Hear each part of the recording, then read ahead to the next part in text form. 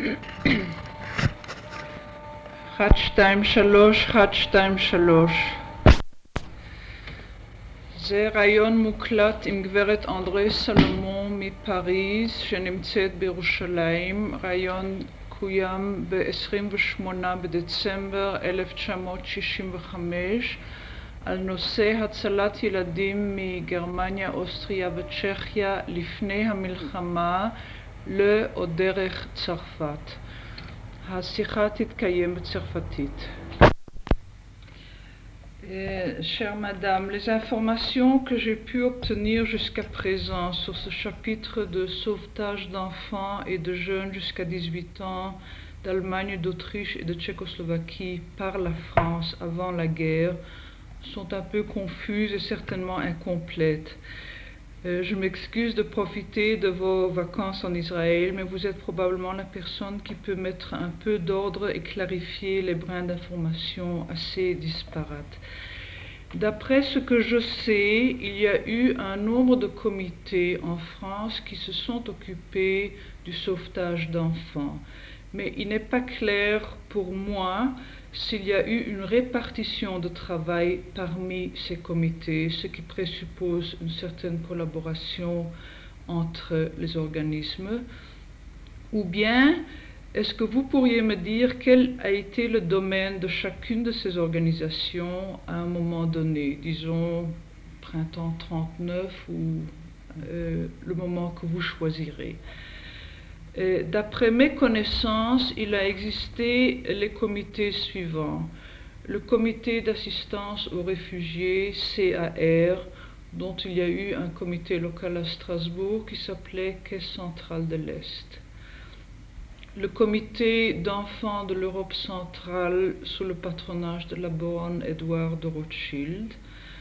Ensuite, il y a eu le Joint, il y a eu l'OSE, il y a eu Aliyat HaNoar, il y a eu Hitzem, il y a eu Palestina Amt, et j'ai vu le nom du comité d'agriculture et d'artisanat. Il y a eu un comité de Harshara, et peut-être qu'il y en a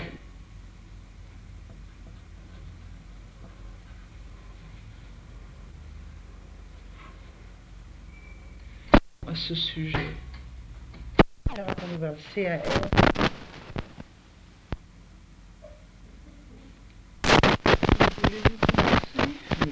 Bien, les questions que vous posez sur les différents comités qui ont existé tant à Paris que dans ma province, parce qu'il faut bien se souvenir qu'avant la guerre comme maintenant, l'ensemble de l'assistance existait à Paris et il y avait des comités locaux. Et la distribution des fonds se faisait également au départ de Paris. Donc, il y avait un autre, il y avait le comité central de l'Est, est-ce qu'il y en avait dans d'autres places en Par province? exemple, la Caisse centrale de l'Est est en vérité, qui est celle que je connais le mieux, et celle sous l'égide de laquelle se place mon propre travail, oui, sur lequel j'ai axé le travail, puisque j'avais compris depuis toujours, et ça a été ma politique d'assistance et d'aide, qu'il fallait s'appuyer sur quelque chose d'existant, non pas le faire absorber, mais avoir une initiative privée, mobiliser des gens autour d'une initiative privée, mais faire participer la communauté et trouver des fonds qui sont des fonds provenant d'une caisse générale pour ce travail, de façon à ce que le travail s'intègre et prenne de la force. Donc le travail de la Caisse centrale de l'Est, qui était notre comité local d'aide aux réfugiés lorsque l'exode d'Allemagne a commencé, était une caisse et était une activité parallèle à l'œuvre de la Caisse de bienfaisance de Strasbourg. La Caisse de bienfaisance avait été une caisse de la communauté qui était créée d'après le statut des anciennes communautés d'Alsace-Lorraine et qui sont encore aujourd'hui différentes de celles de la France, puisqu'il n'y a pas en Alsace-Lorraine la séparation de l'Église et de l'État. La caisse était une caisse, une œuvre d'utilité publique qui avaient la possibilité d'avoir des actions propres, d'avoir un portefeuille et d'épargner de l'argent, et qui recevaient aussi certains subsides de la municipalité ou éventuellement d'ailleurs, en même temps qu'elles pouvaient recevoir des legs, etc. Et c'est ainsi que, par exemple, dans notre caisse de bienfaisance, il y avait un portefeuille de valeurs. Il y avait aussi une activité qui était tout à fait l'activité de la vieille caisse de bienfaisance philanthropique. Le président était un vieux monsieur de 80 ans, et on a toujours dit en riant ensuite, plus tard, lorsque moi-même j'ai fait partie de ce comité, au titre de comité, de dame du comité, et non pas de travailleur social, oui. Parce que c'est la première fois quand je suis entrée qu'on a cumulé la fonction de membre du comité et de travailleur social. Eh bien, on a dit qu'avec les 30 ans que je n'avais pas, ou à peine... à quel moment ça? On a toujours dit qu'à ce moment-là, que j'ai rajeuni les cadres, mais c'était difficile, parce que 80 ans d'un côté et puis 30 années de l'autre, c'était un peu difficile. Eh bien, donc, cette caisse centrale a été créée pour orienter, pour documenter les réfugiés en provenance d'Allemagne qui venaient à ce moment-là à la caisse. C'était donc dans les années qui ont précédé 1933 et qui ont suivi 1933. Moi-même, je me suis mariée en 1931 et j'ai presque aussitôt commencé une activité au comité de bienfaisance.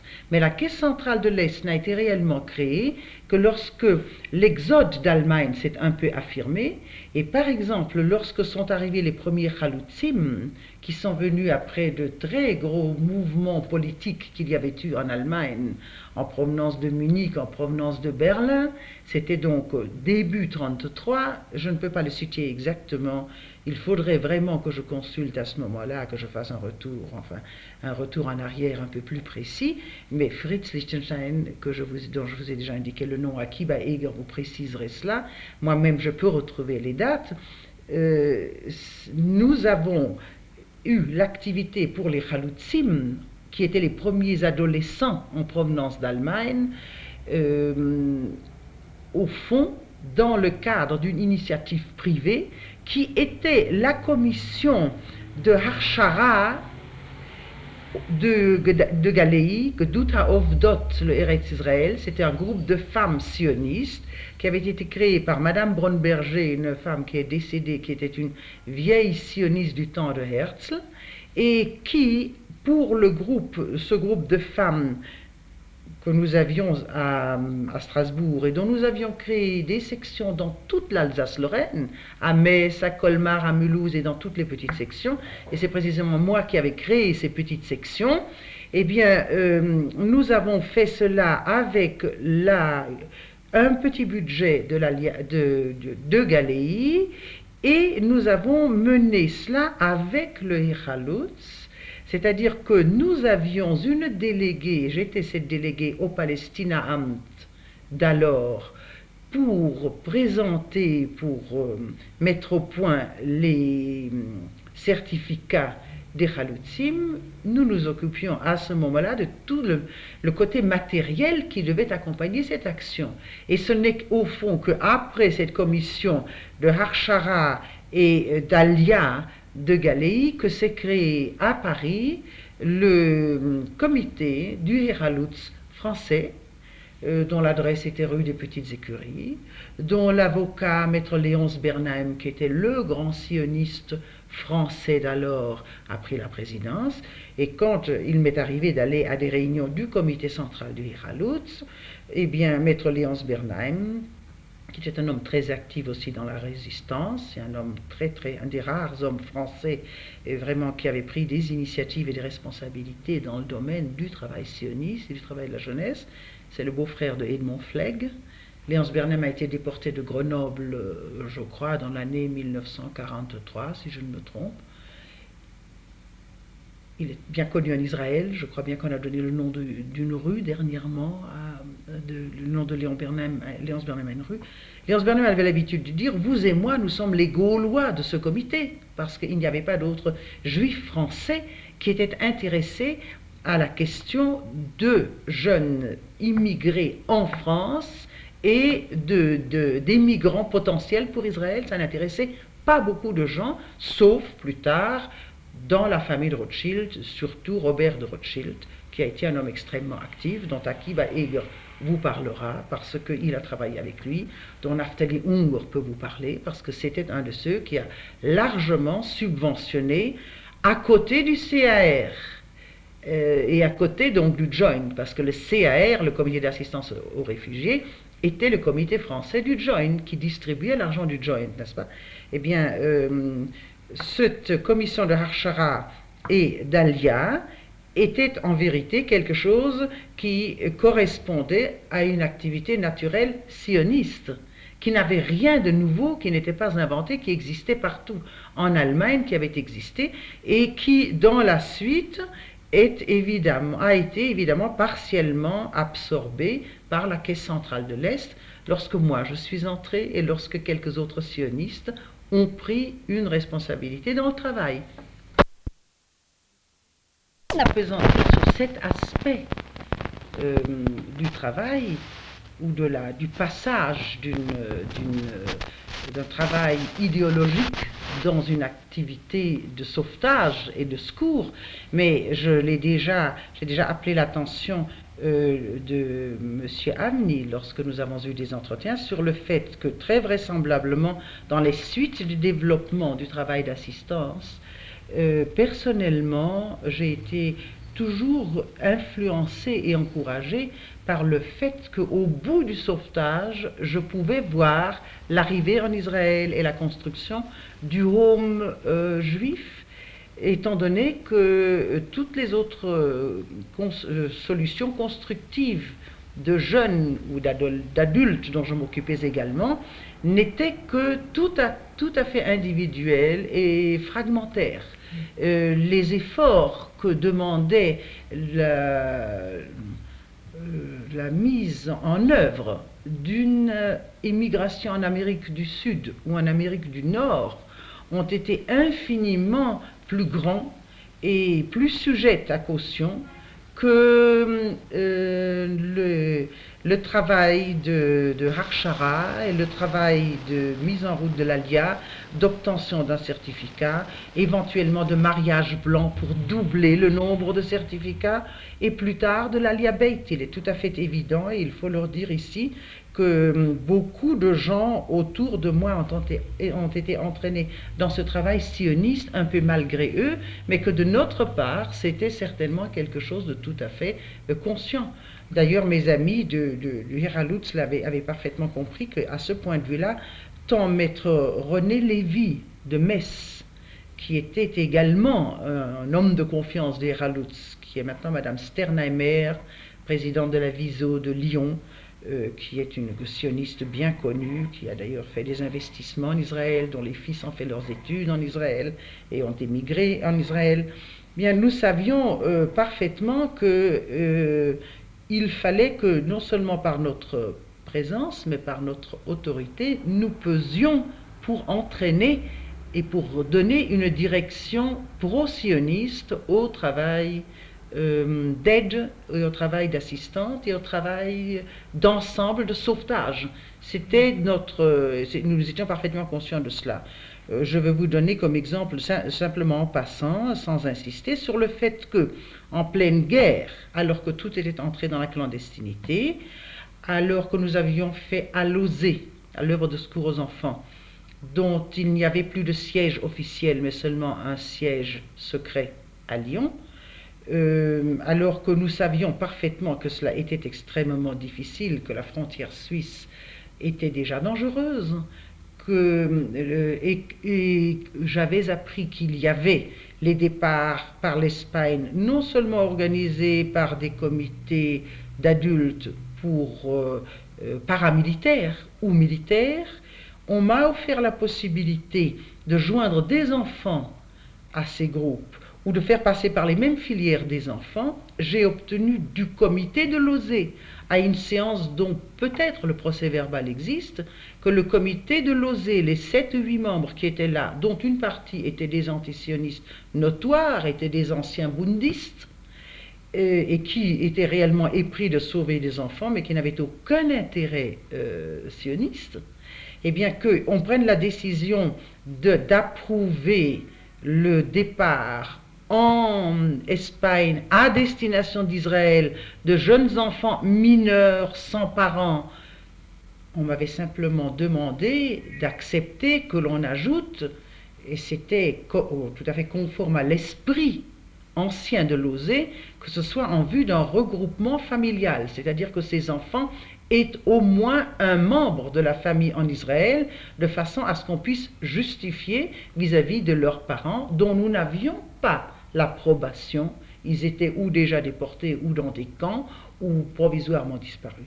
Et je veux simplement illustrer par là le fait que je pouvais le faire, et je pense que je peux dire que j'étais seule à prendre cette responsabilité à ce comité. Je pouvais le faire parce que je savais parfaitement qu'il y avait à ce moment-là et Ariel, l'ancien Fischer, qui déjà était resté très actif et qui subventionnait ou qui assurait la subvention des œuvres d'une façon générale, sionistes et non sionistes, que Marc Yarblum, d'un autre côté, avait conservé des contacts avec Israël, avec la Palestine d'alors, qui permettait d'espérer que cela aboutisse, que donc ce n'était pas misé sur une chance éventuelle pour les enfants d'arriver, mais je savais parfaitement qu'il y avait une suite logique à la chose. Bien. Le comité a approuvé? Le comité a approuvé, la décision a été prise, et je crois qu'après la guerre, lorsque tant l'OSE que d'autres œuvres qui se sont créées comme l'Opège ont effectivement acheminé vers Israël une partie des orphelins de guerre qui leur étaient confiés dans leur maison, le pourcentage de l'OSE, d'enfants de l'OSE qui sont partis, a été beaucoup plus grand, parce qu'il y avait une initiative qui a été prise, parce qu'il se trouve que la voie avait été bonne, que tous les enfants étaient arrivés sains et saufs, il n'y avait pas eu de perte, mais je pense aussi que idéologiquement, ça a été une brèche qui a été bonne, tout simplement. À ce moment-là, il n'y avait pas encore Israël, n'est-ce pas? Il y avait encore cette possibilité de sauvetage. Donc, je crois que nous pouvons arrêter de parler de la commission de Hachara et d'Alia, dont le détail n'est pas très important. L'office palestinien, c'était une activité presque politique des sionistes, n'est-ce pas? Un instant, est-ce que vous avez eu des contacts avec Madame Carafiol? Oui, bien sûr. Non seulement... Alors, je vais vous dire deux choses tout à fait précises. Les sionistes d'Alsace-Lorraine, dont mon mari était le président, était un groupement territorial, l'Union des sionistes de France, et de l'Est de la France, qui était séparé de la Fédération sioniste de Paris. Et l'attribution de ce fait de certificat du temps de mandat était double. Il y avait une attribution pour le Palästinaamt de Paris et il y avait une attribution pour l'Alsace-Lorraine. Ce n'est qu'ensuite, lorsque l'Alsace-Lorraine a été évacuée, que Madame Carafiol, qui était réfugiée à la Bourboule, au-dessus de Clermont-Ferrand, et moi, nous avons collaboré et je l'ai aidée à ce moment-là à retrouver des jeunes pour lesquels elle avait des visas de l'Aliata Noire, des jeunes qui avaient des visas de groupe ou d'isolés d'Allemagne et qui étaient sortis d'Allemagne, ou des attributions qui étaient faites en France et elle n'avait pas retrouvé les jeunes. Et je me souviens en particulier qu'un de ces jeunes que je l'ai aidé à retrouver, qui était un ancien des Louveteaux, les jeunes groupes des éclaireurs israéliens de France, qui était un protégé de Lily Simon, qui était alors une Chavera de Yagour, une ancienne de Nahane et de Yagour, qui est malheureusement décédée entre-temps, est parti, s'est engagé dans l'armée, était un des premiers qui ait été dans l'armée ici en Israël. Il habitait Givatayim, pour l'instant je n'ai pas son nom, mais je pourrais vous le donner. Je crois l'avoir transporté dans mon agenda à différentes reprises pour essayer un jour de le retrouver, parce qu'il était certainement un de ceux qui pouvaient dire les choses plus précises. Depuis le moment où sa famille est sortie de Pologne, via l'Allemagne sans doute, est arrivé comme immigré à Paris, a été intégré donc dans ce travail dans cette attribution de certificat de l'Aliata Noire. Nous l'avons retrouvé, nous l'avons fait partir, j'ai pu le faire intégrer dans un groupe au départ de Marseille.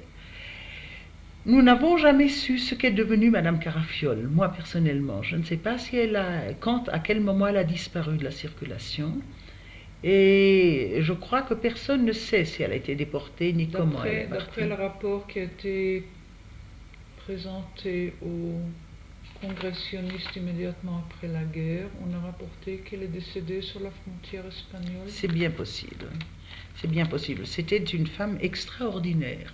Elle avait un esprit de tzionut extraordinaire. Est-ce qu'elle a fait des efforts spéciaux pour amener des enfants illégalement en France?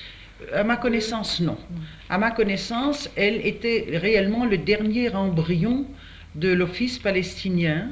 Et il est vrai qu'à ce moment-là, elle avait déjà une vaste expérience de la nécessité de constituer des dossiers, même avec des identités déficientes ou avec de fausses identités ou avec de faux papiers. Elle était très aguerrie à ce genre de choses et elle a pris beaucoup d'initiatives à ce sujet. Elle a mené une longue lutte et une terrible lutte contre la HISEM à ce sujet, qui n'était pas tellement coopérante, qui a toujours la HISEM, et qui a toujours demandé des papiers très en règle et des choses très légales, et je partageais son impatience contre cet esprit très tatillon et qui était très en défaveur des immigrants, parce que évidemment à ce moment-là il s'agissait surtout de partir vite, quitte à manger éventuellement le double d'argent, mais l'essentiel était sitôt qu'on avait un visa ou un numéro de quota ou une chance quelconque d'aller dans un pays d'outre-mer, il fallait sortir. Il y aurait beaucoup à dire à ce sujet, mais je crois que il faut quand même prendre ses responsabilités. On ne peut pas dire à la légère que des choses auraient pu être faites si elles avaient été faites plus vite par la HISEM.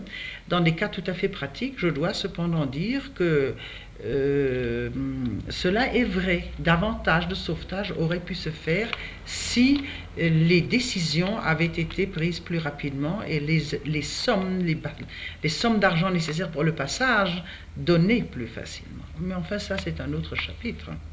En ce qui concerne ma propre collaboration avec la HISEM, elle a été très positive. Je crois que pour essayer d'être systématique, je vais revenir maintenant. Je crois donc que je peux cesser de parler du Heralutz, de la commission de Archara. L'Aliata Noire a une activité très peu importante au point de vue sauvetage au départ de la France même.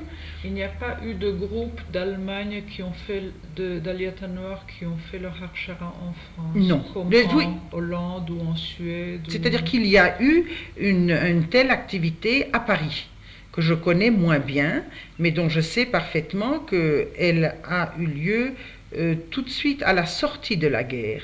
Il y a eu une maison de l'Alia des Jeunes. Mais avant la guerre, il y a eu un comité, il y a eu un bureau de l'Alia des Jeunes, il y a eu une activité, et je pense, en ce qui me concerne, je connais le cas exactement de 2 filles de Strasbourg que j'ai pu faire partir avec un groupe qui s'est constitué au départ de Paris, et qui étaient des enfants de familles, sans doute, d'immigrés qui se trouvaient à Paris, qui ont reçu des certificats.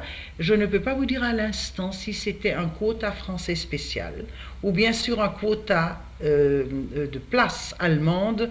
Les responsables d'alors ont donné un certain pourcentage en France. Il est très possible que l'on ait alloué un certain nombre compte tenu des efforts d'assistance, des efforts financiers qui ont aussi été faits en France, parce qu'il y a eu certainement un travail qui a été fait, mais pas au-delà de Paris, pas dans les provinces françaises.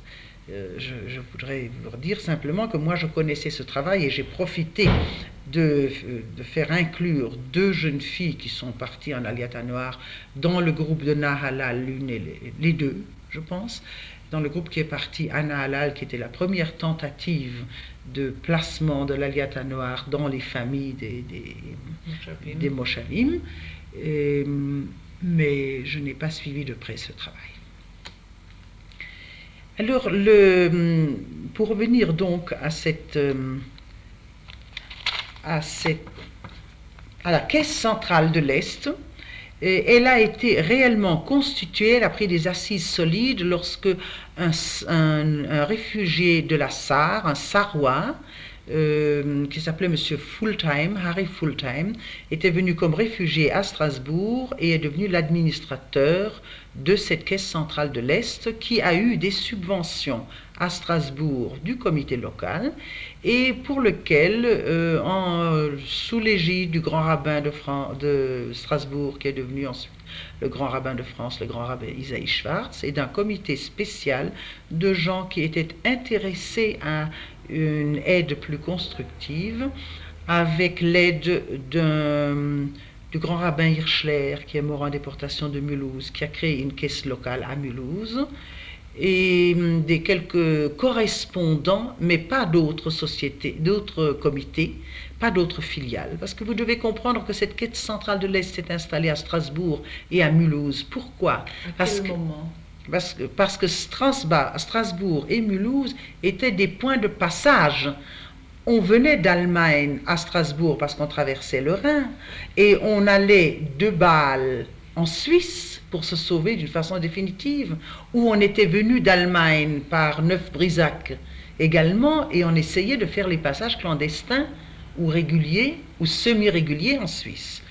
Nous avons commencé la caisse centrale de l'Est, si mes souvenirs sont exacts, dès 1933.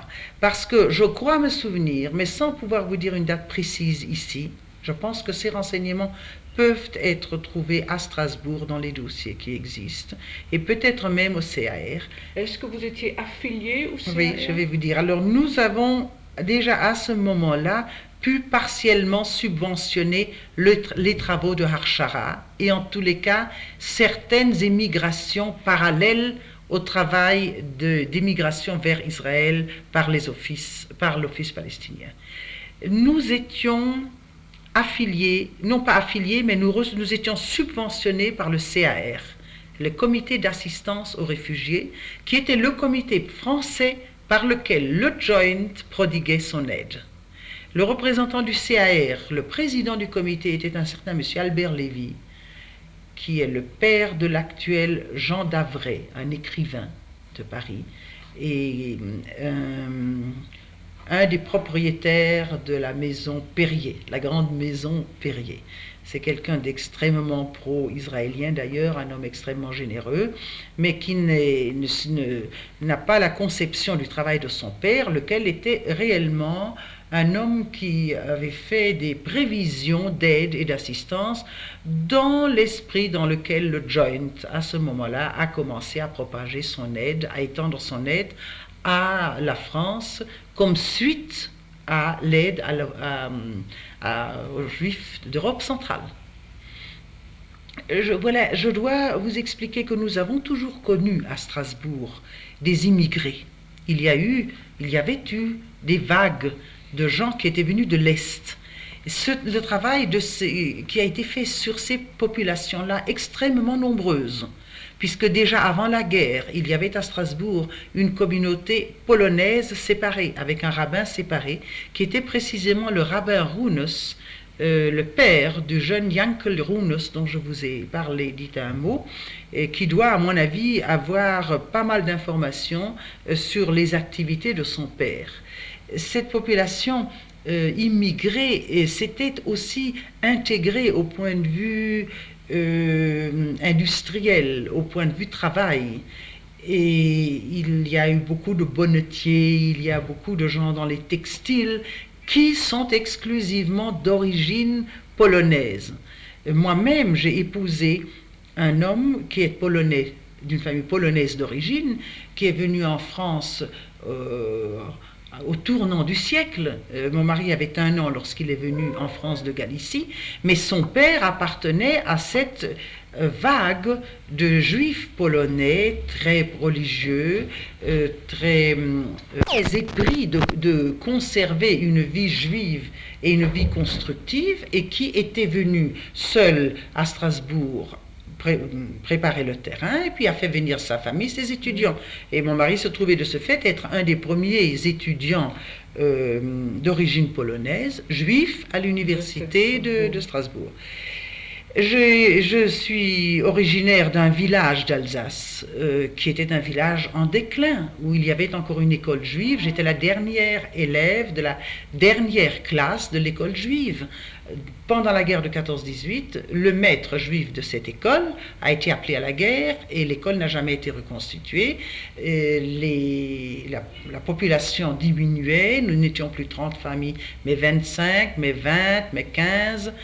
Ma propre famille, ma mère était veuve et les enfants allaient en classe à l'école secondaire à Colmar. Nous sommes allés travailler à Strasbourg.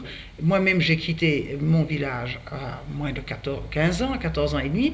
Ma mère est encore restée quelques années avec la plus jeune, puis elle est venue à Strasbourg. Le village s'est décomposé. Je n'avais jamais eu d'ouverture sur un monde autre que les Allemands qui nous occupaient jusqu'en 18, mais nous étions comme juifs, et presque tous les juifs de l'Alsace l'étaient, nous étions francophiles, nous apprenions le français, nous parlions le français à la maison. Notre dépaysement n'était donc pas très grand quand nous avons été rattachés à la France. Mais nous n'avions jamais connu le judaïsme polonais, un judaïsme autre que notre judaïsme du village, que par les mendiants qui venaient autrefois et qui étaient en majorité des Polonais, pas tous, mais en majorité. Ce n'est que par le travail sioniste que j'ai commencé à faire à 12 ans dans le village que j'ai eu une ouverture sur un monde juif autre que le village ou le judaïsme, ou les juifs errants qui n'avaient plus de domicile. Alors, mais à Strasbourg, j'avais connu ce judaïsme par le mouvement de jeunesse, tous les mouvements de jeunesse sionistes, l'ancien Blau-Weiß qui se manifestait de mon temps sous le nom de Hatikva et le Hashomer Hatzair et d'autres qui se sont installés après. C'était réellement la préparation à une connaissance, à un contact avec un judaïsme autre que le judaïsme alsacien d'inspiration française ou d'origine allemande. Il y avait aussi cela. Donc c'était assez facile pour nous d'accepter une nouvelle vague d'immigration qui géographiquement et politiquement se présentait aux portes de la ville. Il est tout à fait évident que nous avions alors essentiellement des immigrants illégaux qui venaient sans visa ou sans visa de séjour, seulement avec une autorisation d'entrer, mais pas de travailler. Et il fallait donc créer de toutes pièces tout ce qu'il fallait. La situation était assez difficile en ce sens que de tout temps, même encore aujourd'hui, en France, les départements frontaliers et la Seine sont des départements extrêmement contrôlés au point de vue autorisation de travail. Et il était à peu près impossible d'obtenir le maintien par la police sur place de gens qui étaient rentrés illégalement. C'est la raison pour laquelle je vous indiquais tout à l'heure que j'ai dû rechercher un contact au-delà de Strasbourg, non pas au point de vue immigration, mais au point de vue enfant. Parce qu'il fallait, et je dois dire là, ce n'est pas un hommage que je vais rendre à l'OSE parce que j'ai appartenu et parce que je fais partie de l'OSE maintenant d'une façon vraiment régulière, mais l'OSE avait depuis toujours compris qu'il n'y a pas de différence entre légal et illégal, que ce que le ministère a refusé comme autorisation de séjour, etc., n'était pas un veto contre le maintien, qu'il fallait trouver des solutions autres. Ils avaient une très grande accoutumance à ce genre de travail et de choses, tout à fait.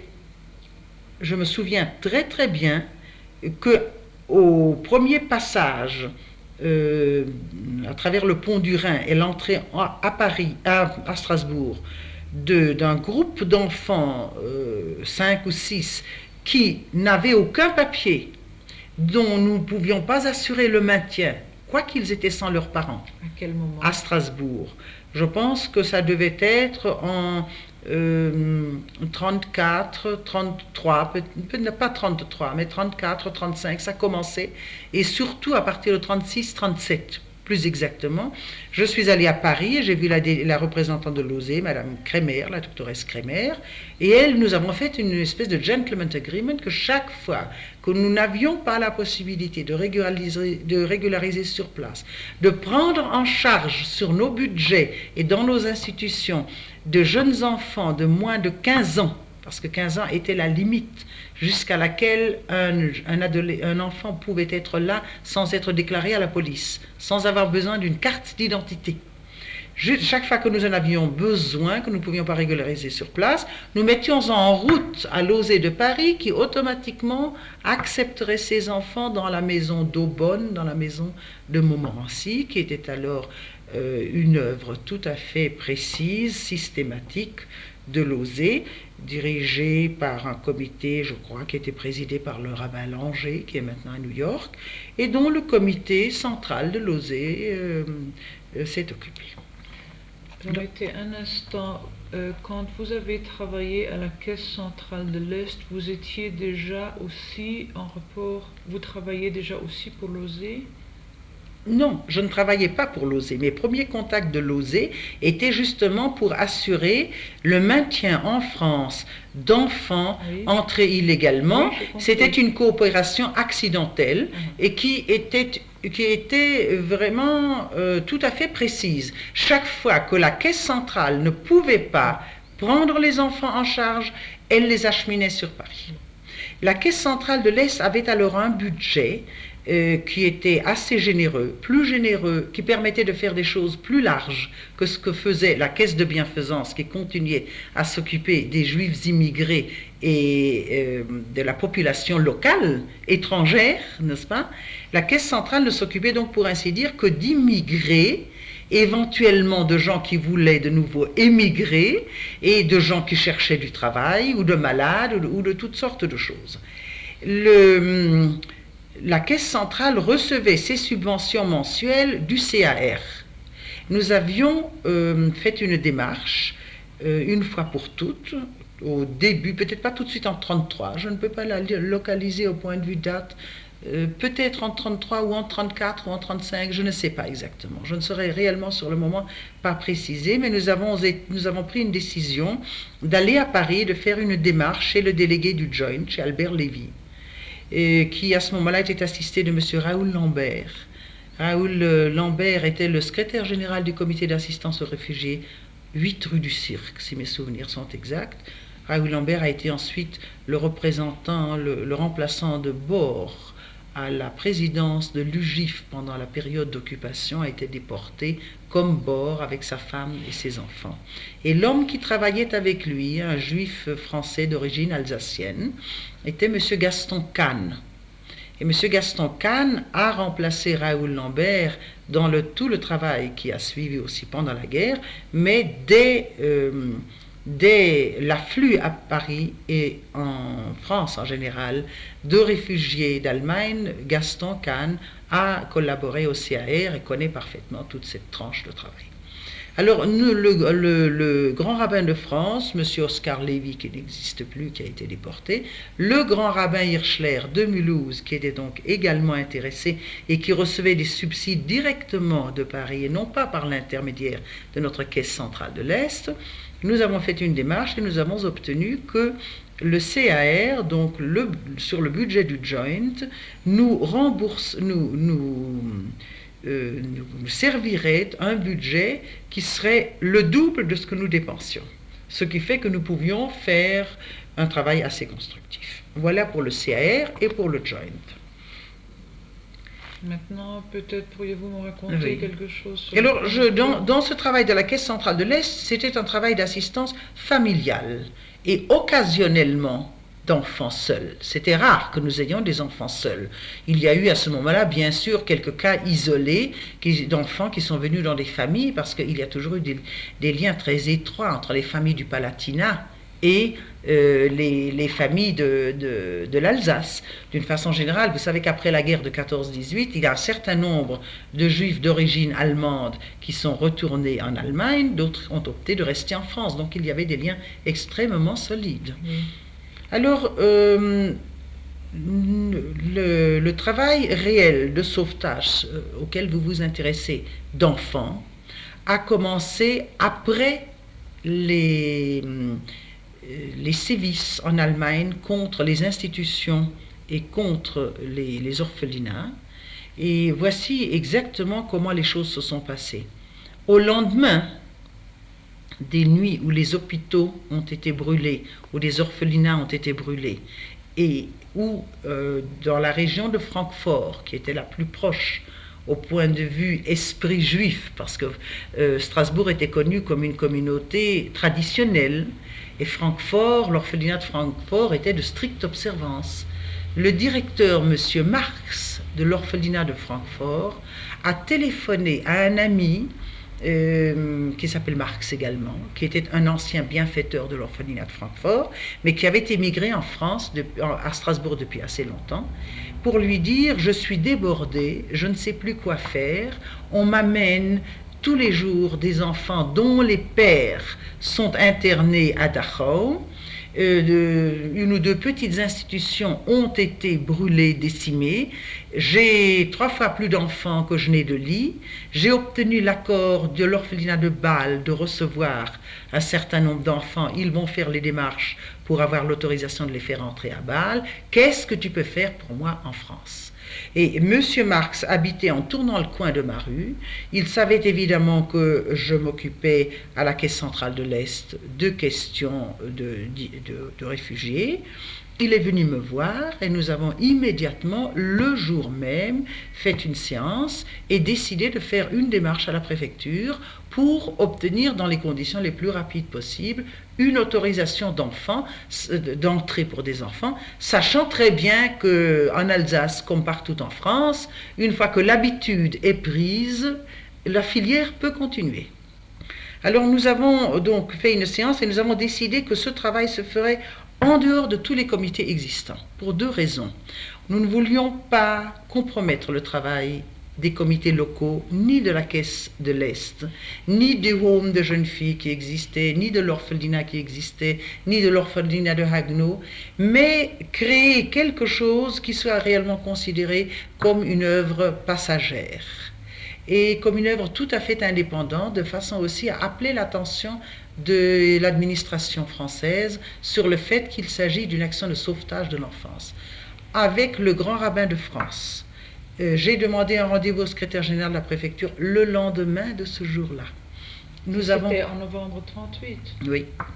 Nous avons eu ce rendez-vous, nous avons présenté une demande d'accueillir des enfants seuls, dans un visa collectif, sans qu'il soit nécessaire de produire des passeports, c'est-à-dire des visas, ce que les Américains ont appelé plus tard emergency visas, tout à fait d'urgence.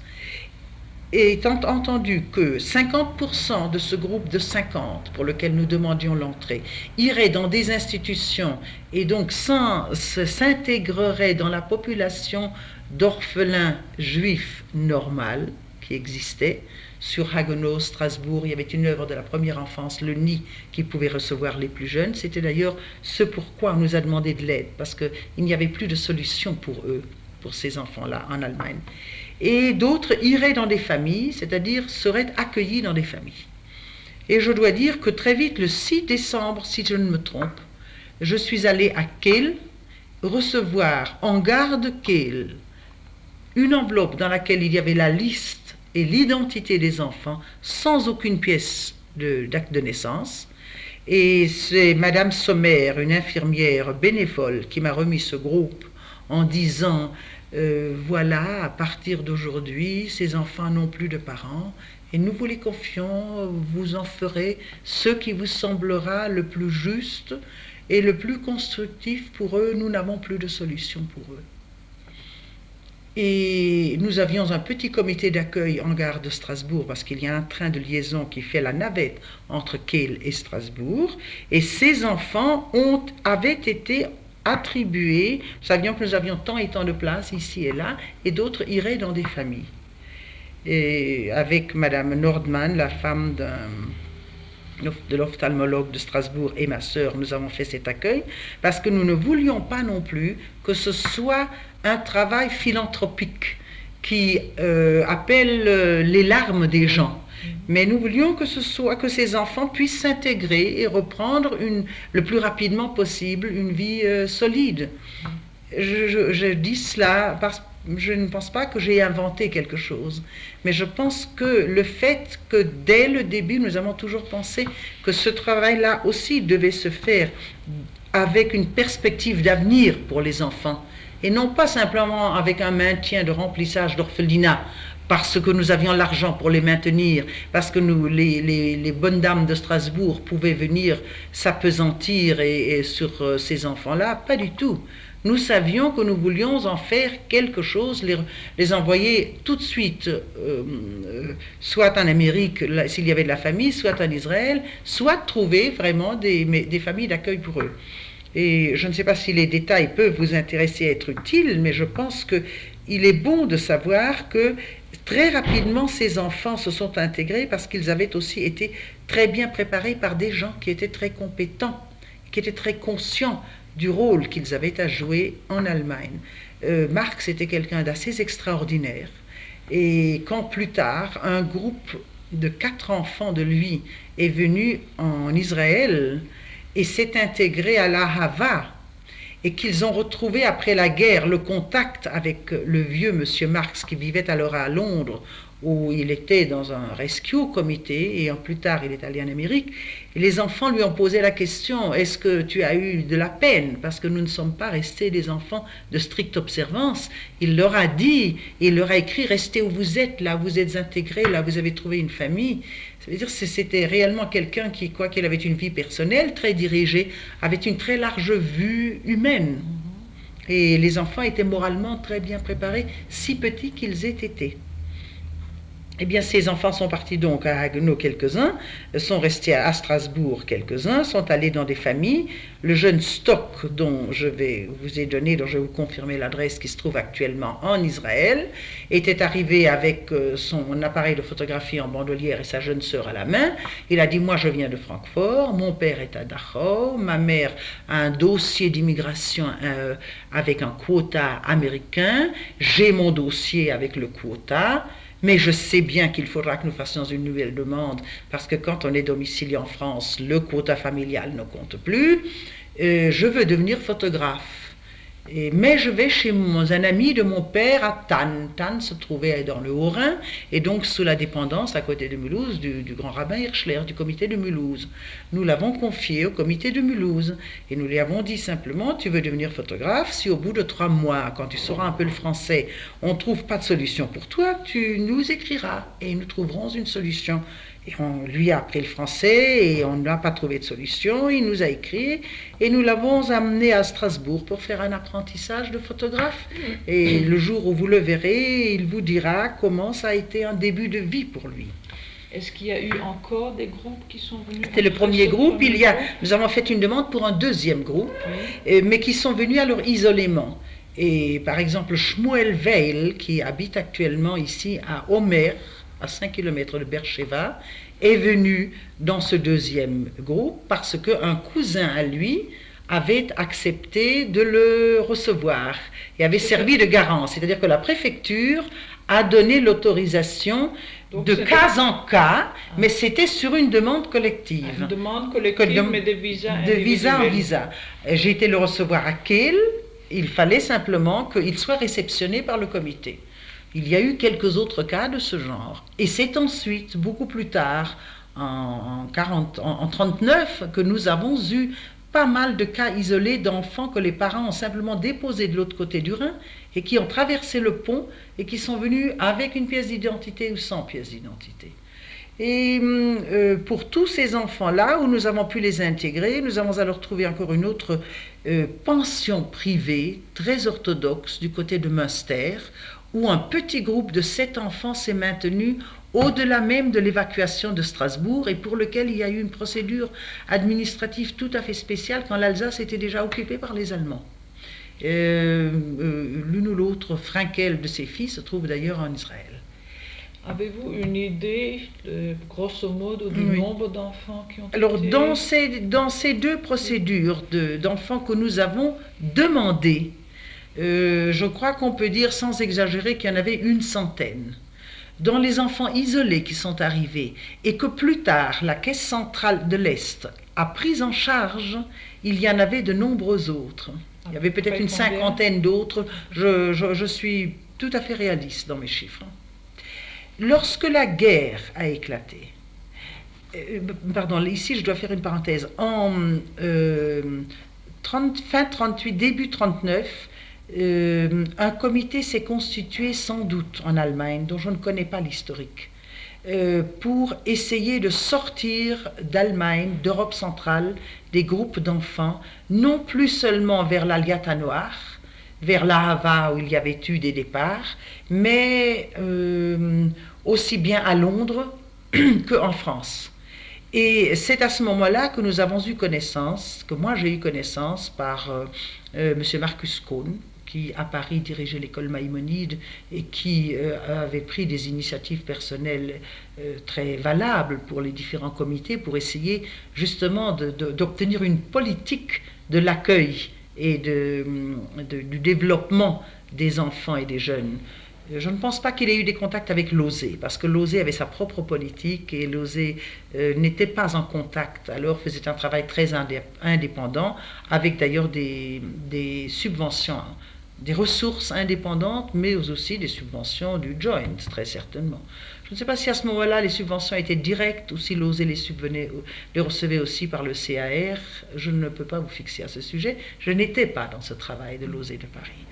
Toujours est-il que, sur la recommandation de Marcus Kohn, j'ai pris contact à Paris avec la baronne Édouard de Rothschild, la veuve du baron Édouard de Rothschild, qui était une femme très intéressée au travail social et à un travail ordonné et intelligent au travail social, qui avait créé des bourses pour des étudiantes d'assistantes sociales et qui avait à la rue de la Durance à Paris un grand centre d'aide familiale.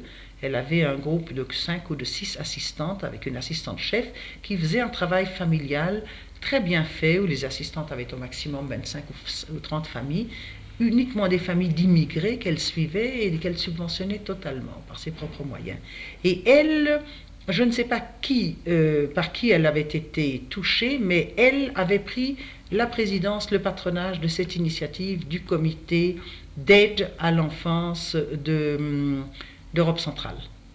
Elle avait créé un bureau de renseignement où on pouvait s'inscrire, qui recevait les inscriptions, qui était dirigé par son secrétaire, M. Robert Jablonski, qui préparait les démarches au ministère de l'Intérieur pour obtenir les autorisations d'entrée sur visa présenté. À ma connaissance, il y a quelques groupes d'enfants qui sont arrivés, mais il y a eu des centaines de listes d'enfants qui ont été inscrits, qui étaient prévus, qui étaient inscrits soit par leurs parents d'Allemagne, soit par des familles de Paris, pour qu'on les fasse venir en France. Tout cela a été dépassé par la guerre et par et l'évacuation des enfants de Paris. Ces groupes d'enfants ont passé par Paris, c'était le passage normal. Ils venaient de Francfort, de Mayence, etc.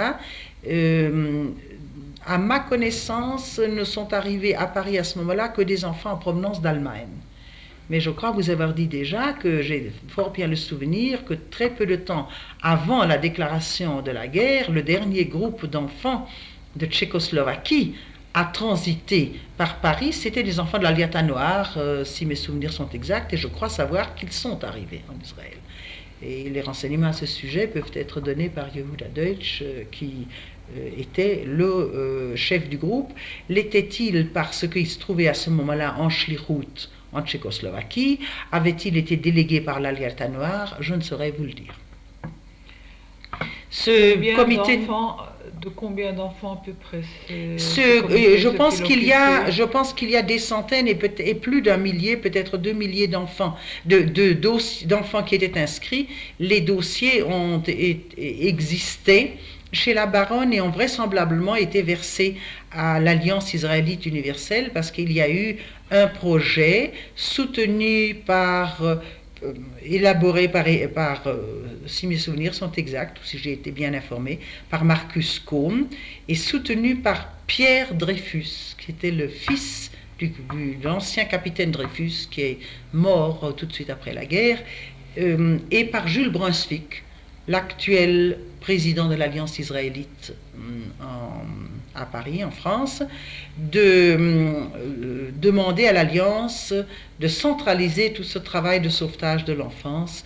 Et j'ai assisté à une séance du comité central de l'Alliance où cette question a été présentée, a été extrêmement combattue. Je ne pense pas que ce soit ici le moment de donner le détail de cela, mais c'était extrêmement regrettable, extrêmement dommage, parce qu'il est évident que si cette action avait été entre les mains de l'Alliance israélite, elle aurait pu avoir une politique juive plus autrement dirigée qu'étant en l'initiative personnelle de la baronne Édouard de Rothschild, qui ne pouvait, d'après la façon de procéder et de travailler, que suivre de très très près les interdits et les petites ouvertures des autorisations de police. Est-ce que l'Alliance même a eu une politique de sauvetage d'enfants d'Allemagne? À ma connaissance, il n'y a rien eu d'autre, mais je ne voudrais rien dire de formel. Je pense que ça vaudrait la peine d'interviewer à ce sujet M. Marcus Kohn, qui connaissait la question, et peut-être de consulter les archives de l'Alliance sur place. Elles doivent exister, je suppose qu'elles existent. S'il y a lieu, on pourrait rechercher de plus près. Personnellement, je n'ai pas de correspondance, je n'ai eu que ces contacts verbaux. Je pense que Jules Brunswick pourrait avoir des souvenirs aussi à ce sujet. Toujours est-il que ce comité de la baronne Édouard de Rothschild a réussi à faire venir en France certains groupes d'enfants qui ont toujours transité par Strasbourg. J'ai travaillé avec les gens qui ont convoyé ces groupes. C'était le frère et la sœur, le frère rabbin de Marx de Francfort, un autre Marx, qui était rabbin, lui, et qui a d'ailleurs, je crois, été ensuite déporté, interné et déporté. Madame Marx doit exister quelque part en Israël. Et beaucoup de ces enfants, là, je pense que tous ces enfants, sauf quelques-uns qui étaient très religieux et qui ont passé à l'osée, d'accord avec la baronne Édouard de Rothschild dès leur arrivée, ont été accueillis dans des maisons que la baronne Édouard avait mises à la disposition. Elle avait installé vraiment ces maisons d'une façon beaucoup plus large, plus confortable et pédagogiquement mieux munie que les maisons qui ont été improvisées par l'OSE ou par la Caisse centrale de l'Est. Et en particulier, ces enfants étaient groupés au château de la Guette, qui est un château de Rothschild. Ces enfants qu'on appelle de la Guette, je pense que dans la suite, ils doivent figurer comme sous l'appellation enfants de la Guette, sont des enfants qui sont tout à fait régulièrement entrés en France et qui, lorsque la baronne Édouard a vu qu'il devait quitter la France, lorsqu'elle a émigré, a dissous son comité, lorsqu'il n'y avait plus de possibilité de faire entrer davantage d'enfants, lorsque on ne pouvait plus accueillir. C'était au moment de l'entrée, avant déjà l'entrée en guerre, et au moment de l'entrée en guerre, le comité comme tel a été peut-être dissous, en tout cas il n'avait plus d'activité, mais les enfants existaient à la Guette. Dans la suite, lorsque les enfants de Paris ont été évacués, comme toutes les collectivités d'enfants de Paris et de près de Paris ont été évacués, les enfants dispersés d'immigrants et étrangers ont été en grande partie accueillis par l'OSE, par les maisons des éclaireurs, par les éclaireurs israélites qui ont installé des maisons d'enfants d'évacuation et par d'autres œuvres privées, par exemple l'œuvre de Neuilly qui existait, qui est allée dans la Creuse, peut-être aussi des maisons de garçons, ça c'était une maison de filles, je ne sais pas exactement. Les enfants de la Guette ont été évacués pour l'hiver 40-41 à la Bourboule. Ça, je les ai suivis un peu parce que j'étais moi-même réfugiée à Clermont-Ferrand et je suis montée à la Bourboule. À ce moment-là, Madame Carafiol existait encore à la Bourboule. Nous avons suivi les dossiers de quelques enfants qui étaient inscrits pour la Liata Noire, mais qui n'ont jamais pu partir. Nous avons suivi le dossier d'enfants qui étaient inscrits pour l'Amérique.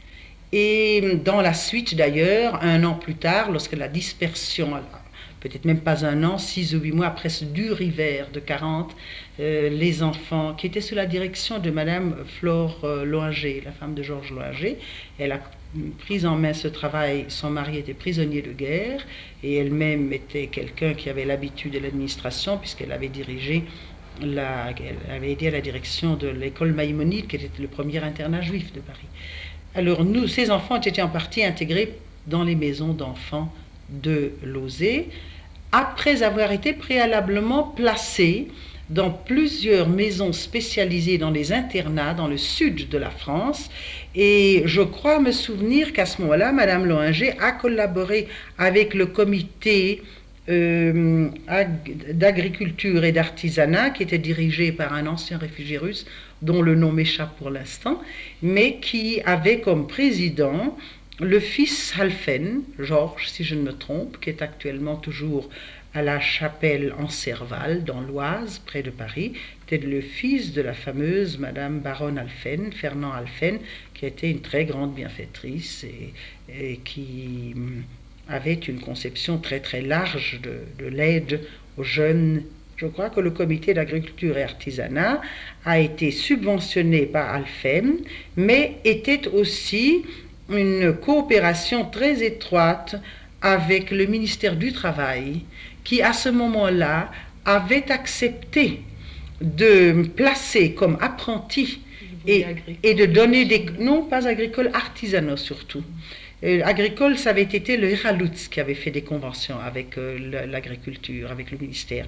Mais ça, c'était au point de vue artisanat, de telle façon que certains de ces apprentis ont été pris en charge partiellement par les ateliers de formation des chemins de fer.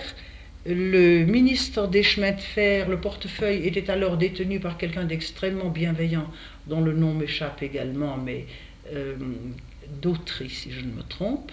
Et il y a donc eu cette chose assez baroque, assez bizarre, de jeunes de plus de 18 ans, je pense, à ce moment-là, mais qui avaient acquis leur majorité, leur presque majorité, qui étaient des ouvriers spécialisés dans les ateliers des chemins de fer français. Quelques-uns d'entre eux sont ensuite partis avec le Hiralutz, et quelques-uns qui ne sont plus partis sont en partie devenus des engagés volontaires et sont partis en France ensuite ou sont devenus du français.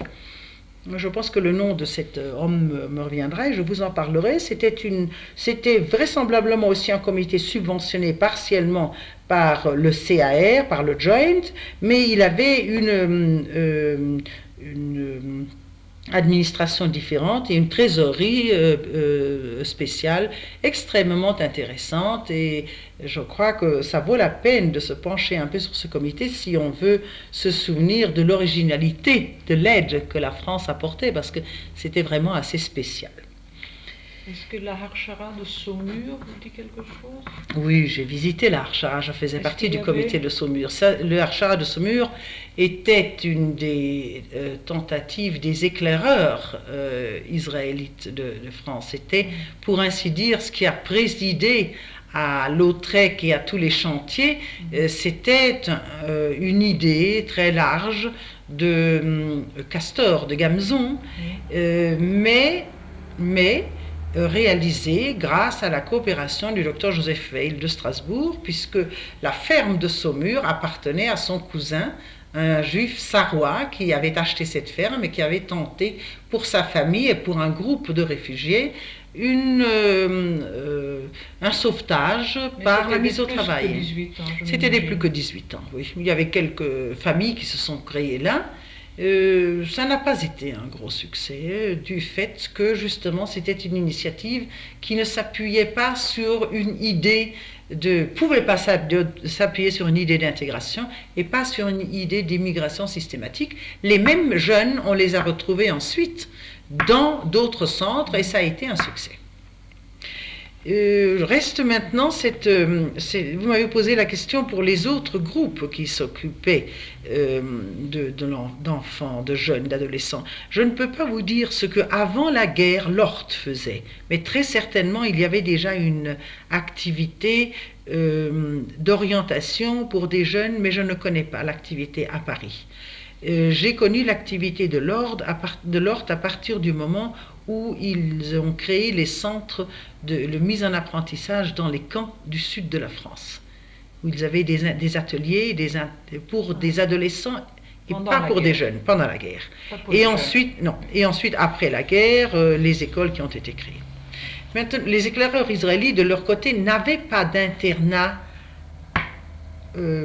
avant l'évacuation des enfants juifs de Paris, mais dans leur permanence et dans leur centre de la rue Vital et de l'avenue de Ségur ensuite, ils ont fait une très large aide et un accueil aux enfants réfugiés qui ont très largement été dans les troupes qui ont été créées et qui dans la suite ont donc été intégrés dans les maisons d'enfants évacués.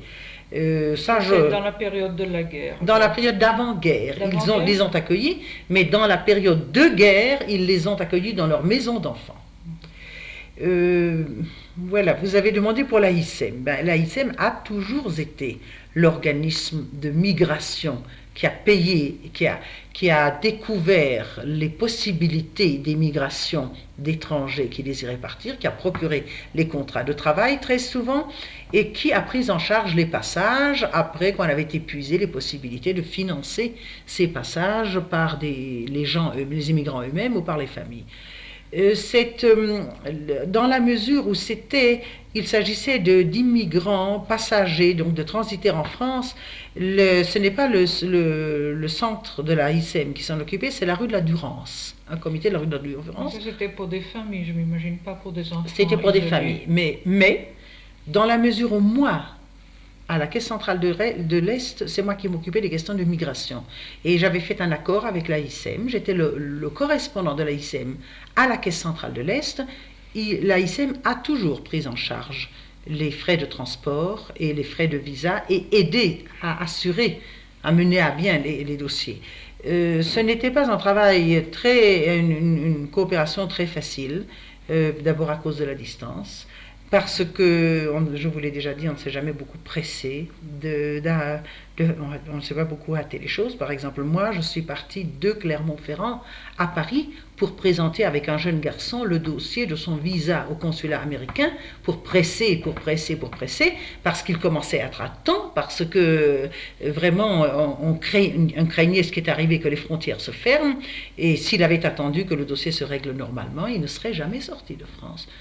J'avais un garçon qui avait son visa, l'AICM ne s'est pas préoccupé de le faire partir à tout prix. J'imagine qu'elle avait des centaines de dossiers qui couraient, mais quand dans une cabine téléphonique, j'ai téléphoné pendant des heures à l'AICM pour que l'argent arrive, finalement, elle a tout payé et la chose s'est faite. Nous n'aurions pas pu, aucun organisme n'aurait payé si l'AICM n'avait pas payé.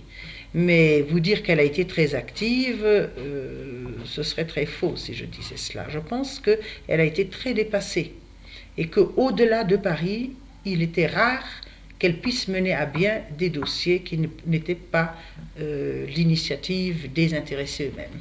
Est-ce que vous diriez que les familles de réfugiés qui avaient des enfants étaient surtout concentrées à Paris ou est-ce qu'il y en avait beaucoup dans les provinces? Non, dans les provinces, il n'y en avait guère que, comme je vous le disais, là où il y avait des centres d'entrée, des points d'entrée en France et des points de sortie. Il y avait aussi beaucoup qui attendaient à Marseille parce que c'était un point de départ, n'est-ce pas?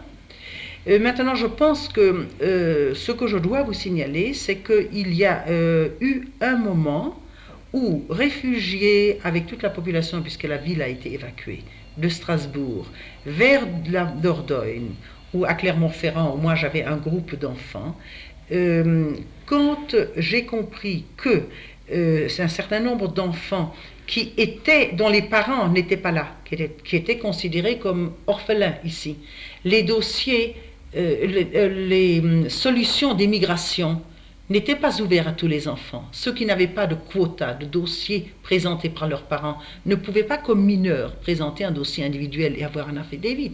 Et il n'y avait plus, pour l'Amérique, il n'y avait plus d'autre solution que l'Amérique du Nord, en vérité. Parce que partout ailleurs, il fallait avoir une réclamation familiale. Les enfants ne connaissaient même pas leur correspondant de famille. Oui, il faut que je m'arrête.